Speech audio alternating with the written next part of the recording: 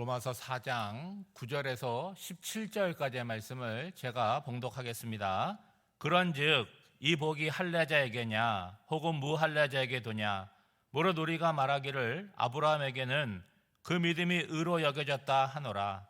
그런즉 그것이 어떻게 여겨졌느냐 할례시냐 무할례시냐 할례시가 아니요 무할례시니라. 그가 할례의 표를 받은 것은 무할례시에 믿음으로 된 의를 인친 것이니 이는 무할례자로서 믿는 모든 자의 조상이 되어 그들도 의로 여기심을 얻게 하려 하심이라. 또한 할례자의 조상이 되었나니 곧 할례 받을 자에게뿐 아니라 우리 조상 아브라함이 무할례시에 가졌던 믿음의 자취를 따르는 자들에게도 그러하니라. 아브라함이나 그 손에게 세상의 상속자가 되리라고 하신 언약은 율법으로 말미암은 것이 아니요 오직 믿음의 의로 말미암은 것이니라. 만일 율법에 속한 자들이 상속자이면 믿음은 헛것이 되고 약속은 파기되었느니라. 율법은 진노를 이루게 하나니 율법이 없는 곳에는 범법도 없느니라. 그러므로 상속자가 되는 그것이 은혜에 속하기 위하여 믿음으로 되나니 이는 그 약속을 그 모든 후손에게 굳게 하려 하심이라. 율법에 속한 자에게뿐 아니라 아브라함의 믿음에 속한 자에게도 그러하니 아브라함은 우리 모든 사람의 조상이라. 기록된 바 내가 너를 많은 민족의 조상으로 세웠다 하신가 같으니 그가 믿은 바 하나님은 죽은 자를 살리시며 없는 것을 있는 것으로 부르시는 이시니라. 아멘. 사도행전을 보면 복음이 예루살렘으로부터 시작이 되어서 땅끝을 향하여 나가는 그 과정이 기록되어 있습니다. 근데 순탄하게 되는 것이 아니잖아요. 그러니까 유대 땅에서 예루살렘에서 복음이 전파될 때는 핍박이 잇따랐습니다. 그리고 이제 이방 땅에 복음이 전해지게 되는데 그 복음이 전해질 때 예수를 믿는 유대인들이 어떤 반응을 보였냐면 예수만 믿으면 되느냐? 그러면은 예수 믿는 곳에 뭐가 더 필요하느냐라고 할 때 유대인의 기준으로 볼 때 할례를 행해야 되고 율법을 지켜야지만 구원을 받게 된다라는 이야기를 하는 거죠. 여러분, 유대인들은 어떤 노력에 의해서 할례를 행하는 것이 아니잖아요. 태어나면 율법에 따라서 8일 만에 할례를 받습니다. 그러니까 육체의 할례를 행한다는 것은 유대인이라고 하는 것은 육체의 표를 남기는 거예요. 율법도 마찬가지잖아요. 어릴 때부터 귀가 닳도록 율법을 듣기도 하고 율법이 중요하다는 것을 그렇게 알게 됩니다. 그런데 이방인들에게 있어서 할례라고 하는 것은 생소한 거 아닙니까? 율법이라고 하는 것도 처음 듣는 이야기가 되는 거죠.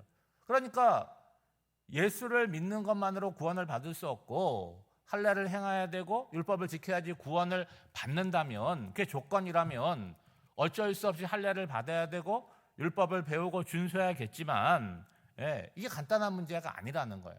중요한 것은 할례를 행하느냐 율법을 지키느냐 그런 문제가 아니라 복음만으로 구원을 받을 수 없느냐, 이게 중요한 질문이잖아요. 그러니까 유대인들의 얘기는 뭐냐?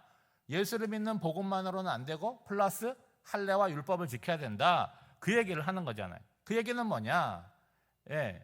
믿음에 뭘 혼합하는 겁니까? 인간의 행위 자체를 포함시키는 문제라는 거죠. 그러니까 이 문제가 중요하기 때문에 교리상으로도 얘기하지만 성경이 어떻게 얘기하느냐, 아브라함과 다윗의 예를 들어서 말씀을 하였습니다. 여러분, 오늘 9절 말씀에 보면 그런즉 이렇게 얘기하면서 이 복, 이것이 할례자에게냐 무할례자에게 도냐 무릇 우리가 말하기를 아브라함에게는 그 믿음이 의로 여겨졌다 하느니라. 뭐가 먼저 나오냐 하면 할례의 문제가 먼저 나오지 않습니까? 그런즉이라고 하는 것은 앞에 뭔가 내용이 나오는 것을 받아서 이제 설명을 하는 것인데, 이 복이라고 얘기하는 거예요. 이 복이 여러분 어떤 복입니까? 행위와 상관없이 믿음으로 의롭다 하심을 받는, 믿음으로만 구원을 받는 복을 이야기하는 것이죠. 그러니까 이 복이, 구원받는 복이, 믿음으로 구원받는 복이 할례와 관계가 있느냐, 이것을 질문하는 거잖아요. 여러분, 앞서 예를 들었던 아브라함의 경우는 어땠습니까? 그는 믿음으로 의롭다 하심을 받은 사람의 대표라는 거예요.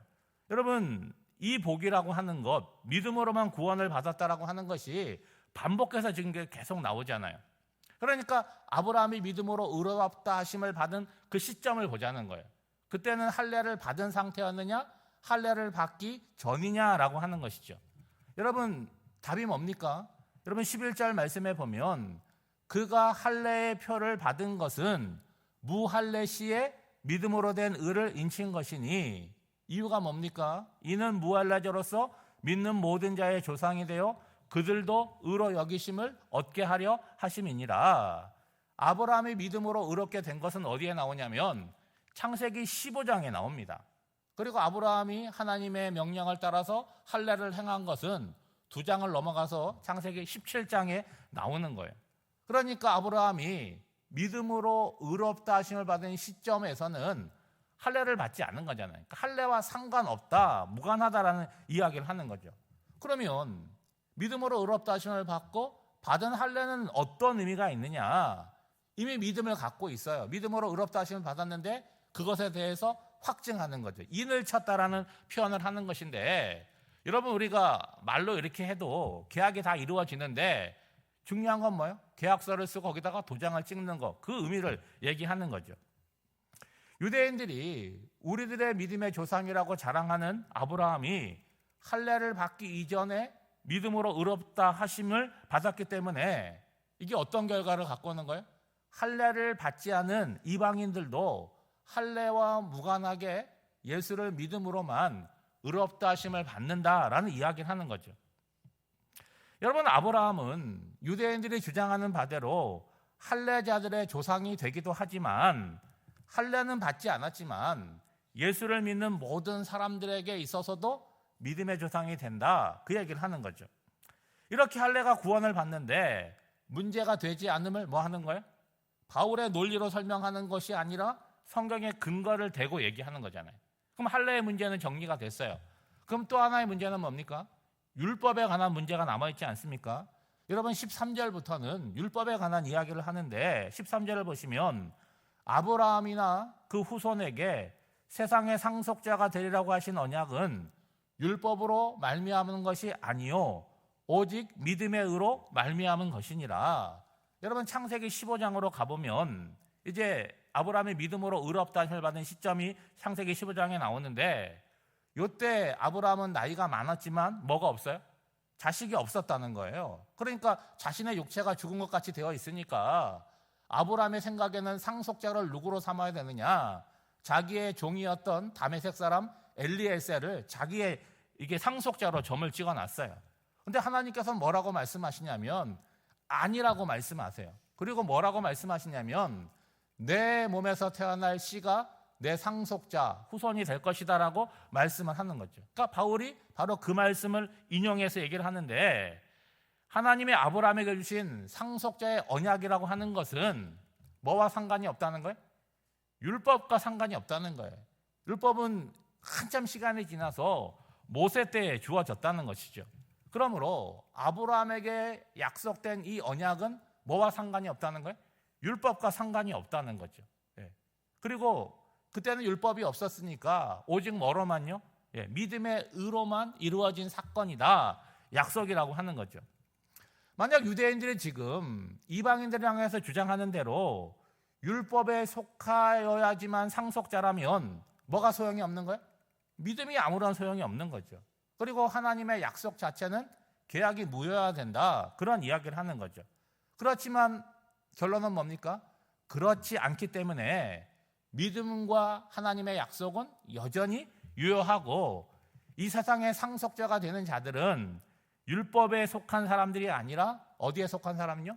믿음에 속한 사람이다라는 얘기를 하는 거죠. 근데 여러분 우리가 여기서 간과해서는 안 되는 것들이 있습니다. 지금 바울은 하나님의 약속과 성취가 믿음과 율법 사이에 어디와 연결이 되느냐, 이 문제를 설명하기 위해서 믿음을 어떻게 하는 거예요? 긍정하고 높이고 있어요. 이걸 높이기 위해서 어떻게 합니까? 율법은 조금 낮추고 있고 율법은 조금 소용이 없다 이야기하고 있지만 율법 자체가 문제가 있거나 이것이 필요 없다는 이야기는 아니라는 거예요. 여러분 율법은 율법으로서의 기능이 있는 거죠. 이것이 구원의 조건은 되지 않지만 하나님께서 율법을 주시는 이유는 뭡니까? 거기에 목적이 있다는 거죠. 여러분 율법의 목적이 뭡니까? 죄를 죄로 깨닫게 한다는 거예요. 여러분 우리가 이렇게 삶을 살아갈 때 법적인 것이 있고 도덕적인 것이 있잖아요. 도덕적인 것에는 문제가 되는데 법적으로는 문제가 되지 않을 수가 있어요. 왜냐하면 그거에 대한 법 조항문이 없기 때문에 그렇습니다.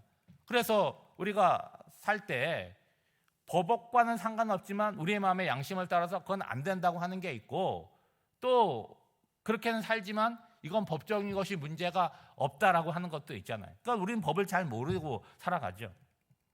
여러분, 지금 바울은 하나님의 약속, 성취에 대한 강조점을 갖고 얘기를 하는 거죠. 여러분, 16절이 결론입니다. 이렇게 얘기하고 있죠. 그러므로 상속자가 되는 그것이 은혜에 속하기 위하여 믿음으로 되나니 이는 그 약속을 그 모든 후손에게 굳게 하려 하심이라.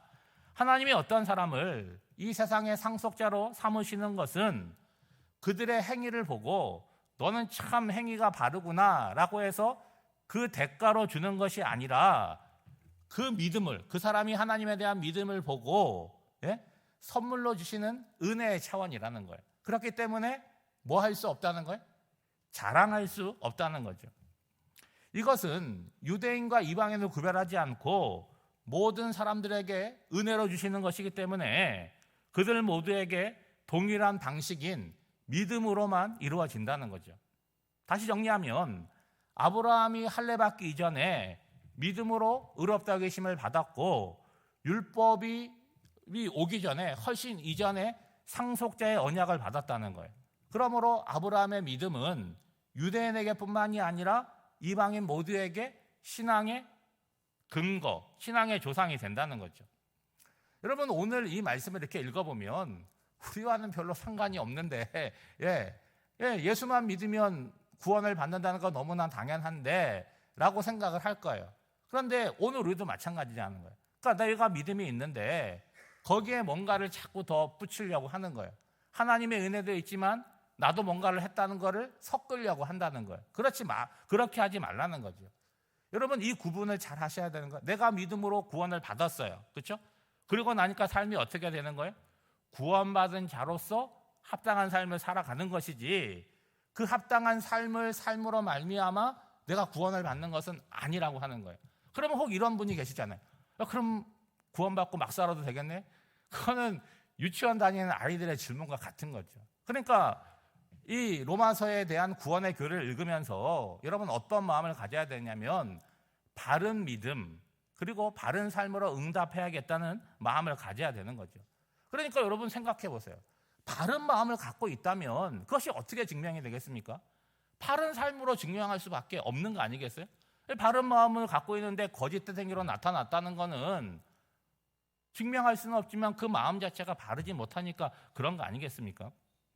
여러분, 예수 그리스도의 은혜로 우리가 다 구원받았어요. 아멘 할 것입니다. 거기다 다른 거 섞지 말고 그 받은 은혜에 감격하고 은혜 받은 자로서, 구원받은 자로서 오늘 한 날도 반듯하게 살아가시기를 주님의 이름으로 축복합니다. 기도하겠습니다.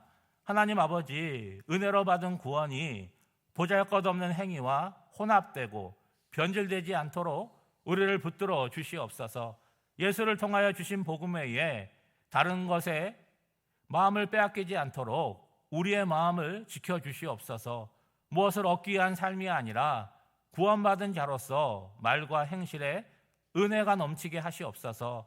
그리하여 늘 부르는 찬송이지만 감격이 있게 하시고, 늘 듣던 말씀이지만 나에게만 주시는 사랑과 은혜를 느끼게 하옵소서. 복잡한 국제 정세와 위기 가운데 이 나라를 붙들어 주사 바른 길을 걸어가게 하여 주시고 국민들의 안전과 민생을 돌보아 주시옵소서.